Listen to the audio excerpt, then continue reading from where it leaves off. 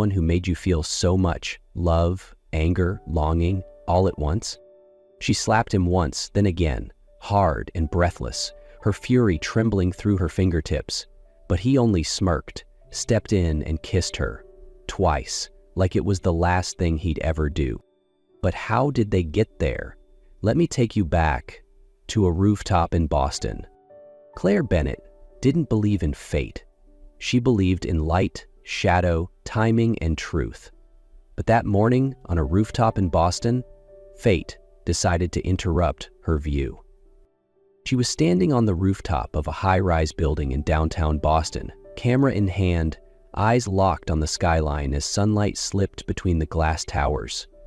She had been sneaking up there for nearly a week every early morning, hoping to capture the final shot for her upcoming photography exhibit, a moment where the light kissed the city's forgotten corners like magic. The sound of footsteps echoed behind her. A deep, calm voice cut through the quiet.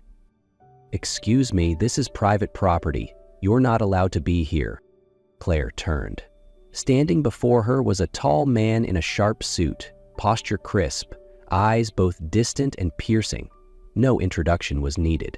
She knew who he was. Julian Westbrook, the man who owned this building and dozens more like it across the city. Claire didn't back down. She pointed to the small sign that read, "Open to public until 9 a.m., and said, "I've still got 20 minutes. I'm not breaking any rules." Julian studied her, then stepped closer. They stood face to face, in the stillness of the waking city, where the morning light draped over rooftops like silk. Neither of them knew it then, but that moment would mark the beginning of a story that would change them both, forever. Julian returned to the rooftop the next morning. Claire was surprised to see him holding 2 cups of coffee. He wasn't in a suit this time, just a rolled-up button-down and dark jeans, still refined but somehow more human. He extended a cup toward her. "I guessed you take it black, sugar's on the side, just in case." Claire accepted the cup, half surprised, half cautious. "I didn't think you'd come back." "Your lens showed me a version of this city I've never seen," Julian replied. From then on, they began meeting each morning. No plans, no texts. Just the shared ritual of sunrise. Sometimes in silence, sometimes in short, meaningful conversations. Julian asked about her camera, why she chose photography. Claire told him it was her way of capturing truth. Not glossed over, not staged, just life, as it is. One morning, sitting on the cold concrete floor, Claire asked, "So what do you do when you're not kicking people off rooftops?" Julian chuckled, a real, unguarded smile, the first she'd seen. "I started a software company, now I run a few others, still not sure what I'm actually good at." His honesty surprised her. For a man who seemed to have everything, Julian still questioned himself. That vulnerability pulled her in. A week later, he invited her to visit his mother's garden, a place he hadn't shared with anyone since she passed. Claire agreed, not out of curiosity, but because something inside her had begun to shift. This man, who once seemed like just a headline, was starting to feel real. Claire and Julian's feelings for each other grew faster than either had expected. What started as quiet mornings turned into late-night texts and conversations that neither wanted to end. But the real world wasn't as gentle as a rooftop at sunrise. Claire entered Julian's world for the first time at a charity gala hosted by his company. She wore an emerald green vintage dress borrowed from a friend and handmade silver earrings. The moment she stepped into the grand ballroom, eyes turned, less admiration, more assessment. The women who had stood beside Julian at previous events all belonged to a different world. Claire knew she didn't fit in, and they made sure she felt it. An older woman with a tight smile approached. "You're the photographer, right? What kind of work do you do? Weddings?" Claire smiled politely. "I capture everyday moments, hidden corners of the city that people usually miss." "Oh, street art." The woman nodded as if bestowing some shallow stamp of approval. Julian was busy talking to investors, missing the way Claire's expression steadily chilled. A week later, Julian attended a backyard gathering in Claire's neighborhood. Friends grilled food, played music, and tossed around trivia games. He showed up in a dark polo shirt, clearly out of place but trying. Claire's friends, mostly artists and working-class neighbors, looked at him with a mix of humor and wariness. "So this is the penthouse prince you mentioned," one friend whispered. Claire felt torn. So did Julian.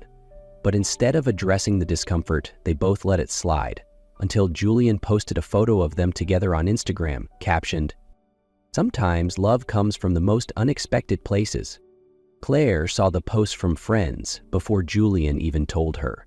Private moments, glances, laughter, their first kiss, suddenly became public narrative broadcast to his thousands of followers.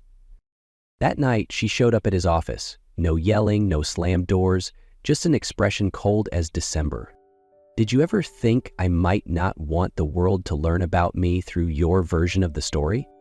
Julian looked stunned. "I just wanted to protect us, to make us official." "Making it official doesn't mean speaking for me. You didn't ask. You didn't check. You turned me into a narrative to prove what? That you can love outside your world? You're not the hero in my story, Julian." The silence that followed was long and heavy. The truth was, he didn't get it. Not because he didn't care, but because he'd never had to think about asking permission to share someone else's story. But this time he had crossed a line. Claire walked away. He didn't stop her, and she didn't look back.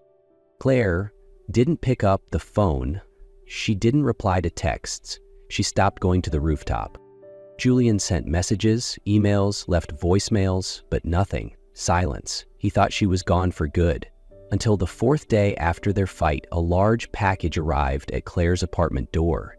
Not flowers, not jewelry, a portfolio, her own photographs, the ones that once hung on his walls, now carefully wrapped and returned. Inside was a handwritten note. "This is your world. I had no right to share it before understanding it. I was wrong. I'm not sorry for loving you, just sorry for trying to prove it the wrong way. If you're willing, give me 1 month.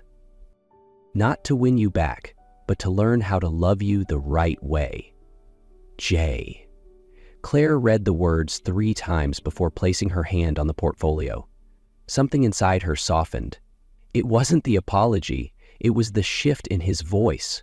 No more defense, no more justification, just a request to understand. The next day, Julian stood at her doorstep, with nothing in his hands but sincerity in his eyes. 1 month, Claire said, her voice calm. No social media, no grand gestures, no masks. You'll live in my world, the way I once stepped into yours. Julian nodded. And the same goes for me. You'll see mine too, truly. And so they began again. Julian took the bus, ate at corner diners, learned how to brew coffee by hand, helped Claire set up outdoor shoots. He noticed how people looked at him differently without the suit, without the last name. Claire visited Julian's office, sat in on his boardroom pitch.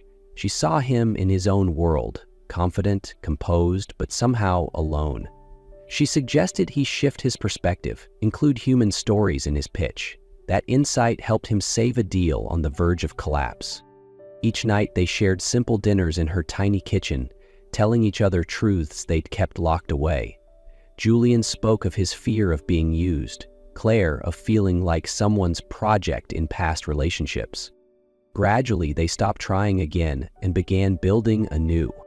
When their month of rediscovery ended, Claire received the news. She had been selected for a 1-year photojournalism project, documenting life in remote communities impacted by climate change. 4 continents, 12 months, often without reliable internet, not exactly relationship-friendly. She told Julian one quiet afternoon in his mother's garden. There were no grand flower beds, just clusters of lavender and strings of soft lights catching the last of the sunset. "This is everything I've ever dreamed of," Claire said, her voice trembling with both joy and uncertainty. "But it also means we'll be apart for a year." Julian didn't answer right away. He looked at his hands, then back at her. "Then you have to go," he said simply, his voice low. "There's no other choice." Claire felt a lump in her throat.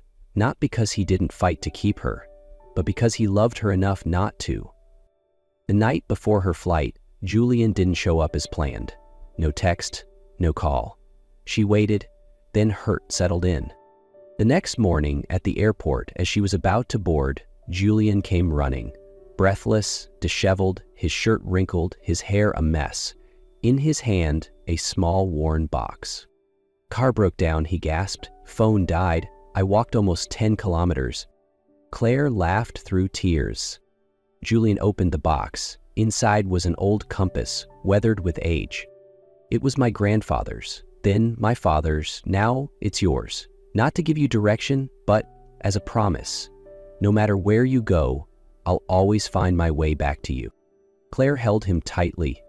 The year ahead would be long, but this moment, this gift, this truth would carry her through.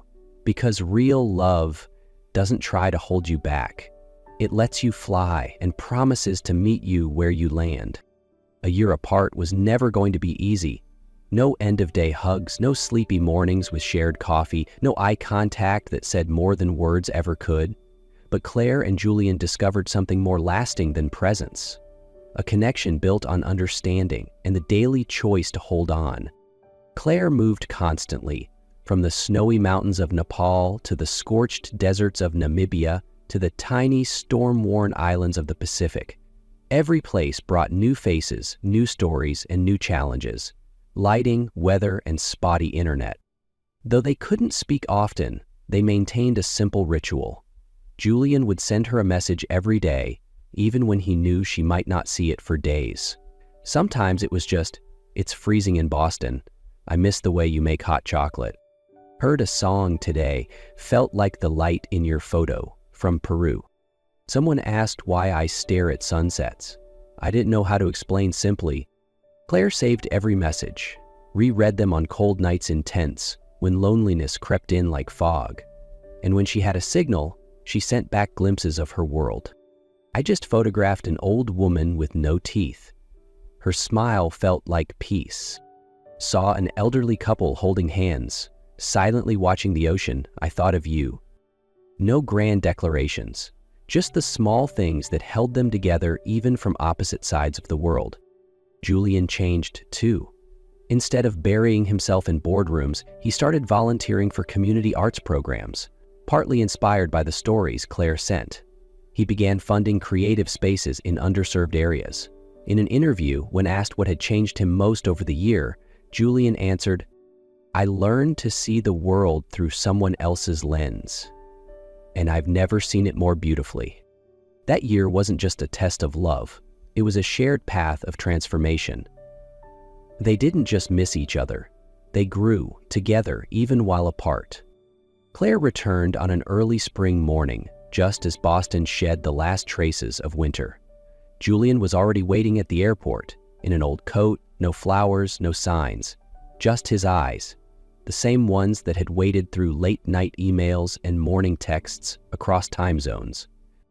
When he pulled her into his arms, Claire felt the world fall quiet. The distance, the longing, the growth, they had all led to this.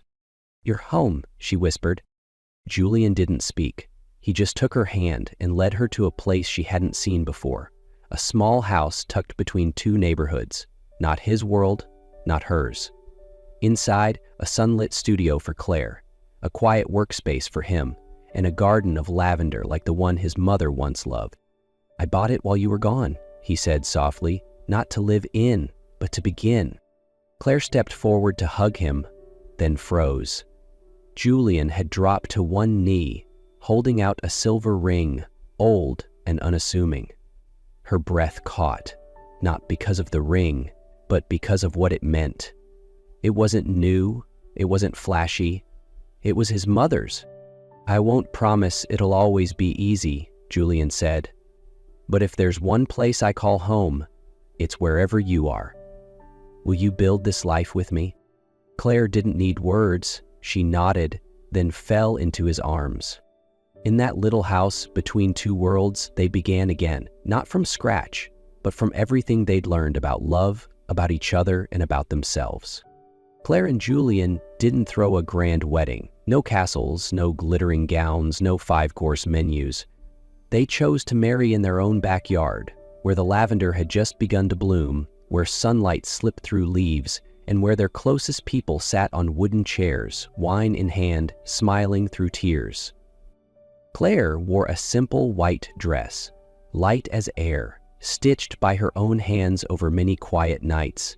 Julian wore no tuxedo, just a crisp white shirt and a smile he couldn't hide. They didn't exchange elaborate vows. They simply looked into each other's eyes and spoke from the heart. "I promise not to fix you," Julian said, "only to keep learning how to love you the way you deserve." "I promise not to wish you were someone else," Claire replied, "but to always remind you that you are the kindest man I've ever known." After the ceremony, guests shared homemade cake, sipped wine from paper cups, and danced under string lights like children. No one cared about designer dresses or diamond cuts, but everyone remembered the way they looked at each other, with eyes not just full of love, but full of choice. Through hardship, through distance, through growth. A month later, they opened a free photography class for neighborhood kids. Claire taught them how to see, not just look. Julian worked part-time with a community investment fund, supporting creative and environmental projects. Their life wasn't perfect. There were stressful days and quiet dinners. But they had learned not to run, not to retreat. Their little house grew warmer each day, with Claire's photos lining the staircase and Julian's notes stuck to the fridge. "This morning's light reminded me of the first day I saw you." Their happiness wasn't a peak, it was solid ground, something they walked on together, stumbled on together, stood up from together. One day, when they're both gray-haired and forgetful, they may not remember who said "I love you" first, or how the lavender bloomed that spring, but they will remember how it felt to choose each other, again and again. They'll remember the quiet joy of building a life not out of perfection, but out of presence, of always coming home, not to a place, but to a person. And maybe that's the truest kind of love, the kind that grows not despite distance, but because of it, the kind that waits, listens, forgives, and chooses again and again. Not perfect, but always real.